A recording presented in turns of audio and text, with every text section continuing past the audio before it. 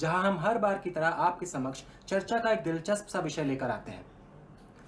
दोस्तों, हमारी युवा पीढ़ी हमारे देश का भविष्य है और उनमें से कुछ ऐसे भी बच्चे हैं जो हर दिन मानसिक परेशानियों से जूझते हैं।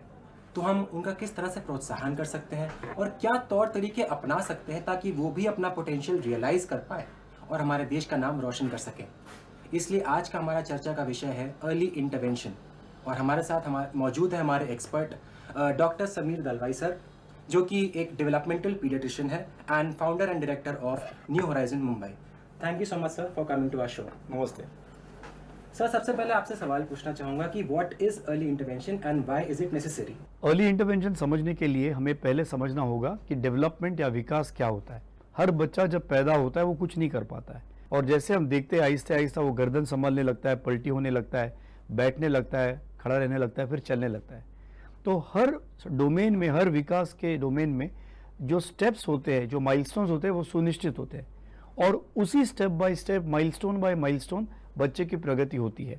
अगर किसी कारणवश, या तो पेट में बच्चा जब है उस वक्त, या पैदा होने के समय, या तुरंत उसके बाद, अगर मानो बच्चे ने सांस नहीं ली या बच्चे को कोई इन्फेक्शन हो गया है, किसी भी वजह से अगर बच्चे के ब्रेन में कोई डैमेज होता है, तो बच्चा ये जो स्टेप्स है डेवलपमेंट के, ये गेन नहीं कर पाता।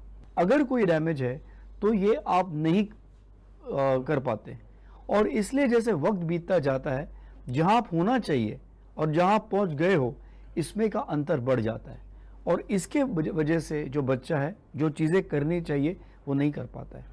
अर्ली इंटरवेंशन वो चीज़ को कहते हैं कि हम जल्दी से जल्दी बच्चे को सही रास्ते पे, उस स्पीड से बच्चे को गेन करे माइलस्टोन्स, ये काम किया जाए ताकि गैप बढ़े ना और जो गैप है वो जल्दी से जल्दी कम हो। इसको अर्ली इंटरवेंशन कहते हैं। अगर आप बहुत लेट शुरू करेंगे इसको तो गैप इतनी हो जाएगी कि कवर करना मुश्किल हो जाएगा। सर, मेरा अगला सवाल है कि अर्ली इंटरवेंशन की सर्विसेज क्या होती हैं? तो अगर किसी बच्चे को सिर्फ फिजिकल मोटर डेवलपमेंट में प्रॉब्लम है तो उसके लिए अलग थेरेपीज होती है। अगर किसी को फाइन मोटर में, उसके लिए अलग है, लैंग्वेज कम्युनिकेशन के अलग है, मगर ज़्यादातर बच्चों को हर चीज़ थोड़ी थोड़ी साथ में करना ज़रूरी है। तो ये फिजियोथेरेपिस्ट करते हैं, ऑक्यूपेशनल थेरेपिस्ट का रोल होता है इसमें, स्पीच और लैंग्वेज थेरेपिस्ट का रोल होता है, स्पेशल एजुकेटर का रोल होता है, साइकोलॉजिस्ट का होता ही होता है और पीडियाट्रिशियन का बहुत बड़ा, बाल रोग तज्ञ जो होते हैं उनका बहुत बड़ा हाथ होता है उसमें। और उसके साथ साथ ऑर्थोपेडिक सर्जन है। कभी कभी बच्चों के हड्डियों में तकलीफ होती है, मसल्स में सर्जरी करने की ज़रूरत होती है। तो ये सब लोगों को मिलकर एक टीम स्वरूप काम करना बहुत ज़रूरी है। तो सर, क्या इसमें कुछ मेडिकल ट्रीटमेंट भी यूज हो सकता है या होम्योपैथी, आयुर्वेदिक एक्सेट्रा? निवेश जी, मैं कहूँगा ये सभी मेडिकल है, क्योंकि एक गलतफहमी हो गई है कि ये डॉक्टरी से या मेडिकल से जुड़ा हुआ नहीं है। अभी ये जब गलतफहमी होती है तो आप किसी भी हद तक जा सकते हो, आप समझ रहे हैं। तो उसमें ये ज़रूरी है कि अगर थेरेपी भी हो रही है तो उसी भी एक कायदे के अंदर होती है।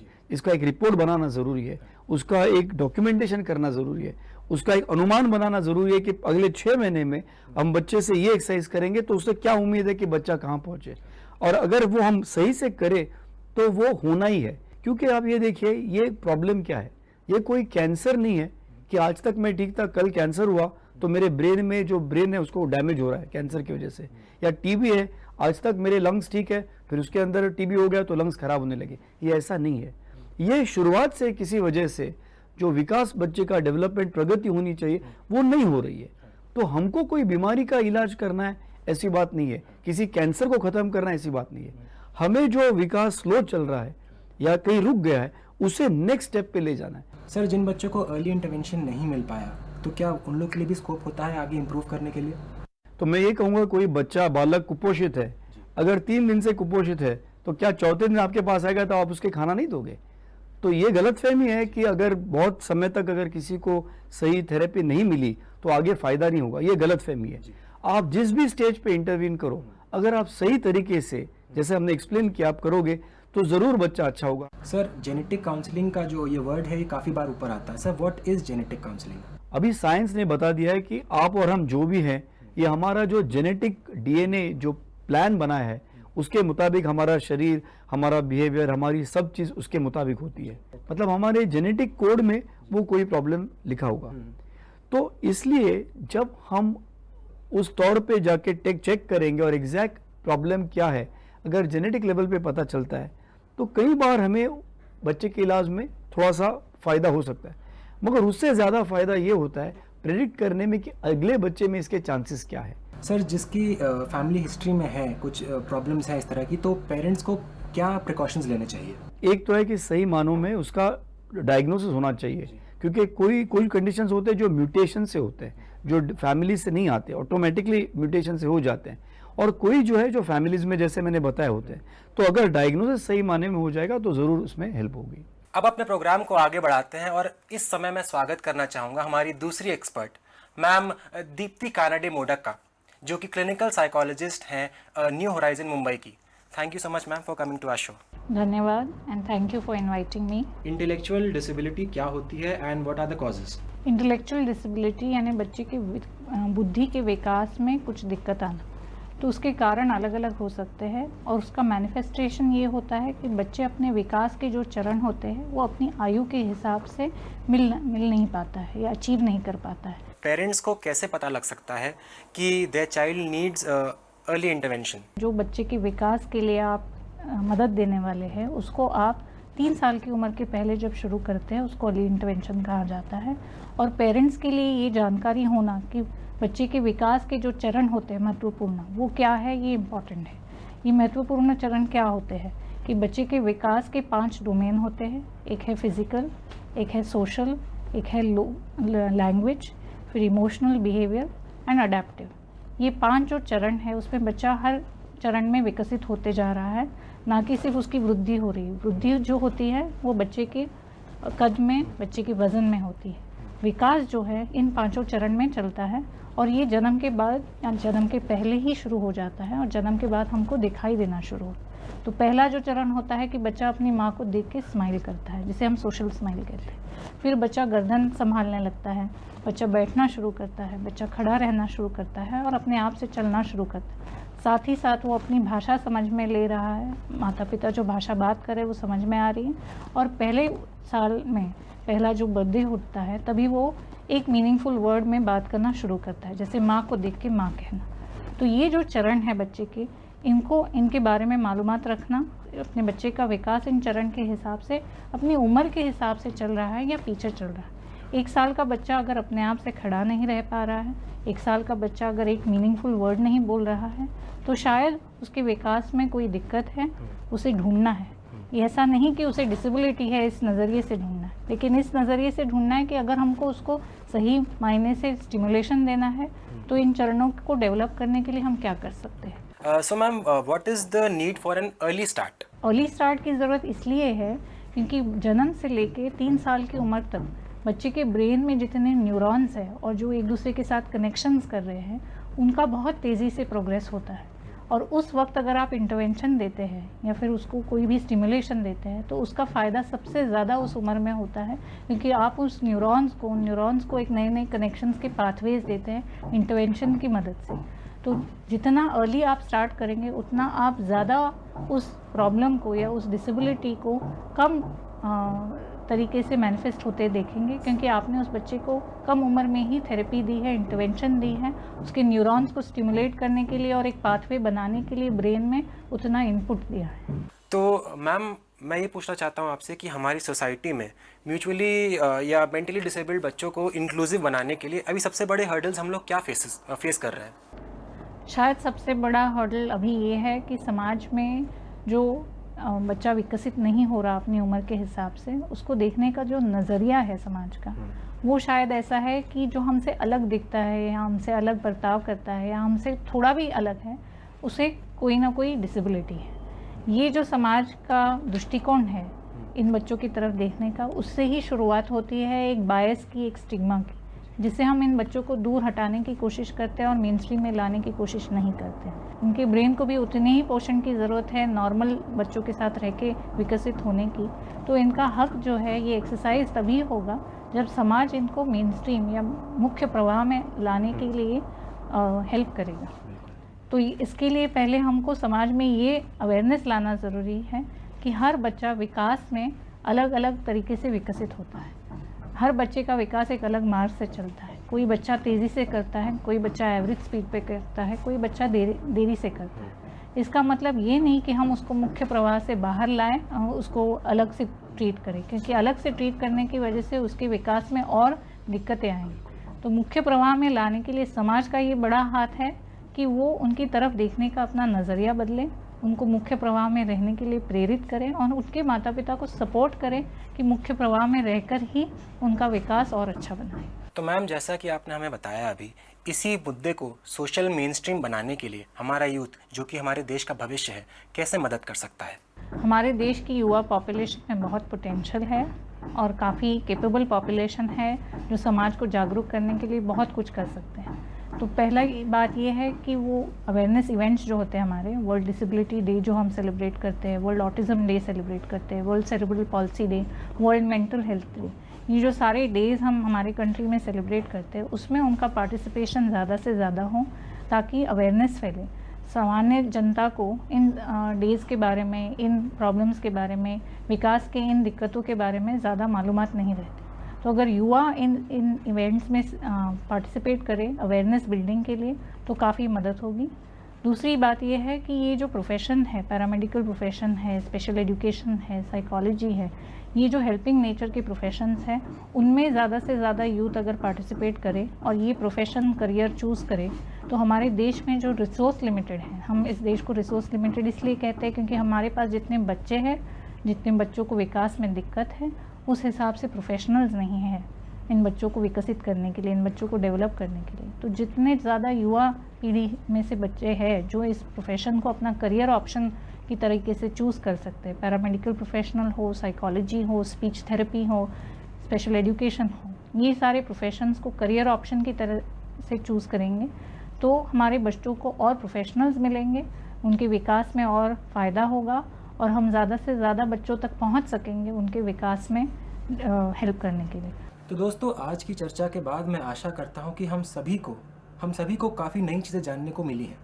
मैं ये मानता हूं कि every child, every person and every individual is unique. सब में अपनी अपनी पोटेंशियल है, अपनी अपनी क्षमता है। इन क्षमताओं को हमें एक्सेप्ट करना होगा, अपने आपस के डिफरेंसेस को दूर करना होगा। सोसाइटी में अगर साथ में हम लोग को रहना है, साथ मिलकर प्रोग्रेस करना है, प्रोग्रेसिव सोसाइटी बनानी है, तो हमें इंक्लूसिव बनना होगा और साथ में मिलकर साझेदारी बनाकर तालमेल के साथ चलना होगा, तभी हमारा देश तरक्की कर पाएगा। तो चलते हैं हमारे अगले सेगमेंट की ओर, कानून कहता है।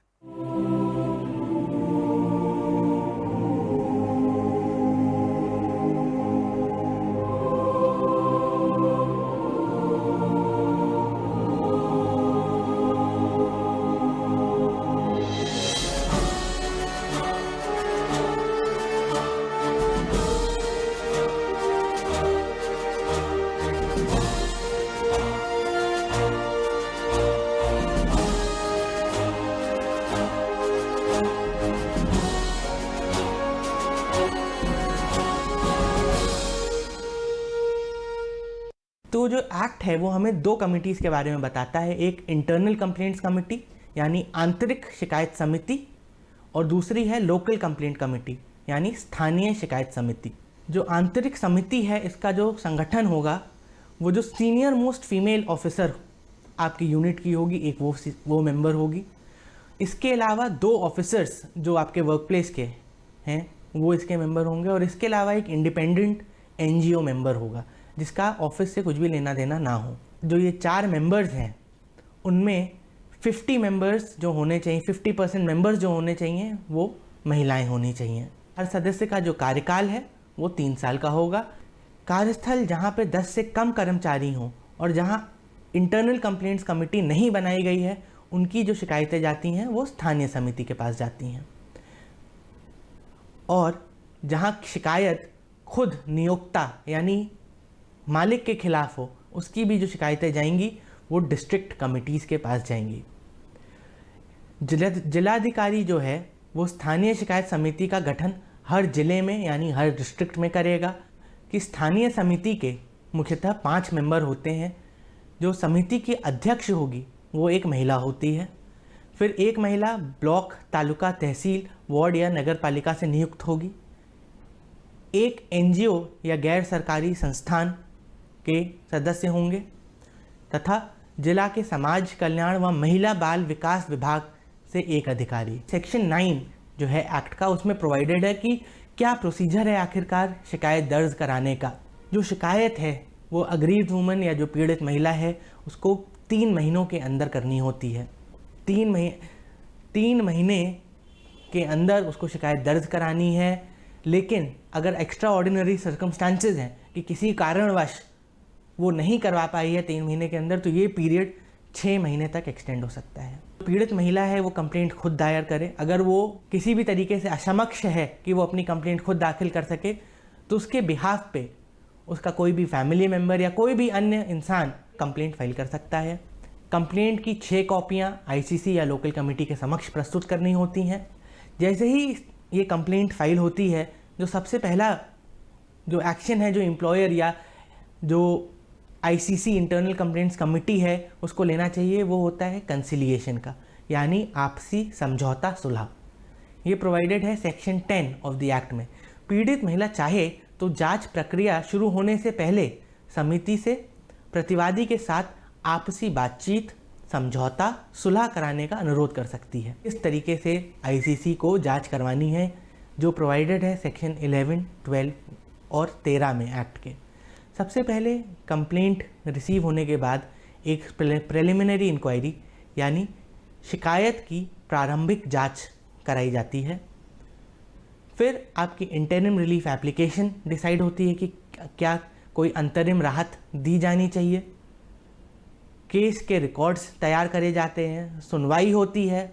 अगर सुनवाई में कोई भी पार्टी मौजूद नहीं है तो एक्स पार्टी हियरिंग यानी एक पक्षीय निर्णय लिया जाता है और फाइनल ऑर्डर दिया जाता है कि शिकायतकर्ता को आखिरकार राहत क्या मिल सकती है इस एक्ट के तहत। एक्ट हमें 2 तरीके की रिलीफ्स प्रोवाइड करता है, एक अंतरिम राहत दैट इज़ इंटरिम रिलीफ और एक परमानेंट रिलीफ यानी स्थायी राहत। अंतरिम राहत, जब तक आपकी इंक्वायरी पेंडिंग है तो आपको जो अंतरिम राहत मिल सकती है वो हो सकती है तबादला और छुट्टी। जो अग्रीव्ड वुमन है वो चाहे तो सस्पेंड करा सकती है दूसरे इंसान को या उसका ट्रांसफ़र करवा सकती है। ये प्रोवाइडेड है सेक्शन 12 एक्ट में।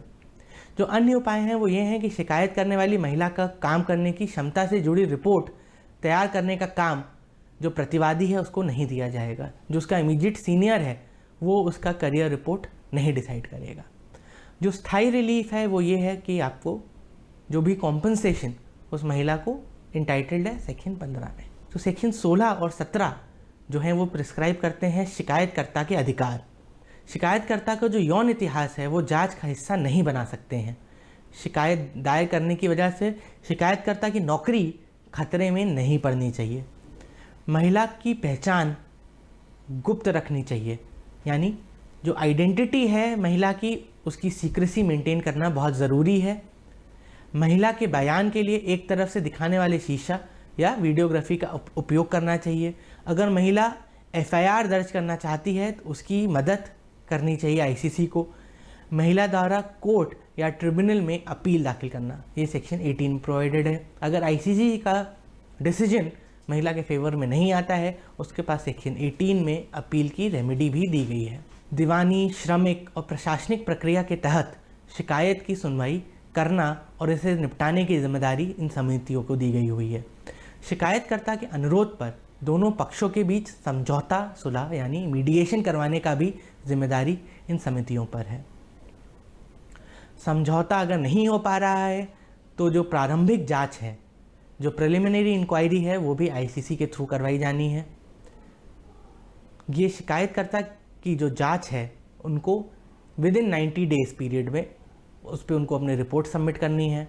उनको अपनी रिपोर्ट जो है जिलाधिकारी के सामने प्रस्तुत करनी है और उनको एक रिपोर्ट बनानी है कि कितनी शिकायतें उनके पास दर्ज करी गई, उन्होंने कितनी शिकायतें पे एक्शन लिया गया और उनकी क्या प्रोग्रेस रही। Under the act what are the responsibilities of the employer. कार्यस्थल पर कार्य करने लायक सुरक्षित वातावरण प्रदान करना, to maintain a secure working environment, ये एक प्राइमरी ऑब्जेक्टिव है इस एक्ट का, जिसकी रिस्पॉन्सिबिलिटी नियोक्ता की है। नियोक्ता को कार्यालय कार्यस्थल पर खुली व स्पष्ट जगह पर यानी नोटिस बोर्ड पर आंतरिक शिकायत समिति का नाम, पता व दंडात्मक प्रावधानों का लिखा जाना चाहिए। सभी कर्मचारियों को जागरूक करने की, संवेदनशील बनने के लिए समय समय पर कार्यशालाएं व प्रशिक्षण कार्यक्रम तथा आंतरिक शिकायत समिति के सदस्यों का निर्वाचन करने का कार्यक्रम आयोजित करने चाहिए। आंतरिक शिकायत समिति की शिकायत के निस्तारण में जिन सूचना की आवश्यकता हो वो प्रदान करनी चाहिए। आंतरिक शिकायत समिति का यह दायित्व है कि नियोक्ता को वार्षिक प्रतिवेदन प्रस्तुत करे। इस प्रतिवेदन में कितने मामले आए, कितनों का निस्तारण किया गया और इसकी रिपोर्ट उसको जिला अधिकारी को प्रेषित करनी है। अब बढ़ते हैं हमारे अगले सेगमेंट की ओर, उम्मीद की किरण।